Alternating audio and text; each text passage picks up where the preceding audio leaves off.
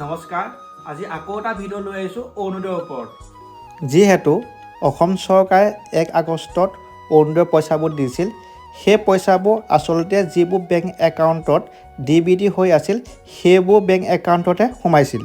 এতিয়া কথা হ'ল 5 আগষ্টলৈকে যিখিনি মানুহৰ বেংক একাউণ্টত অৰুণোদয় পইচা সোমোৱা নাছিল, সেই মানুহবোৰৰ বেংক একাউণ্টত মই NPCI পৰ্টেলত গৈ DBT কৰি দিছিলোঁ। কাৰণ এইবাৰ DBT হৈ থকা একাউণ্টতে অৰুণোদয় পইচা সোমাইছিল। বেংক একাউণ্টৰ লগত DBT কেনেকৈ কৰে NPCI পৰ্টেলত গৈ মই ভিডিঅ' বনাই আপলোড কৰি থৈ দিছোঁ, আপোনালোকে গৈ চাব পাৰিব। কিছুমান বেংক একাউণ্টৰ লগত DBT নহয়, তেনে বেংক একাউণ্ট থকা লোকসকলক মই নতুনকৈ একাউণ্ট খুলি দিছোঁ। যিহেতু মই এজন বেংকৰ CSP, যিসকল মানুহৰ 5 আগষ্টলৈকে পইচা সোমোৱা নাছিল, তেওঁলোকক মই DBT কৰি দিছিলোঁ, নতুনকৈ একাউণ্ট খুলি দিছিলোঁ। তেওঁলোকৰ একাউণ্টত এতিয়ালৈকে অৰুণোদয় পইচা সোমাই আছে।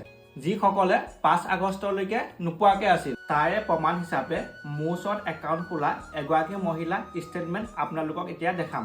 এই মানুহগৰাকীয়ে নতুনকৈ একাউণ্ট খুলিছিল। তেওঁ অৰুণোদয় পইচা সোমাইছিল 11 তাৰিখে, কিন্তু উলিয়াইছে 14 তাৰিখে। ইয়াৰ মাজতে মই ছাত্ৰ ছাত্ৰীসকলৰ কাৰণে এটা কথা কওঁ, তোমালোকেও নিযুত মইনা, নিযুত বাবু, জীৱন প্ৰেৰণা আঁচনি পইচা পাবৰ কাৰণে নিজৰ একাউণ্টটো যদি পাৰা DBT কৰি থবা। এনেকুৱা ধৰণৰ ইনফৰ্মেশ্যন ভিডিঅ'বোৰ পাই থাকিবলৈ মোৰ পেজটো ফ'ল' কৰি দিব আৰু যিমান পাৰে শ্বেয়াৰ কৰি দিব।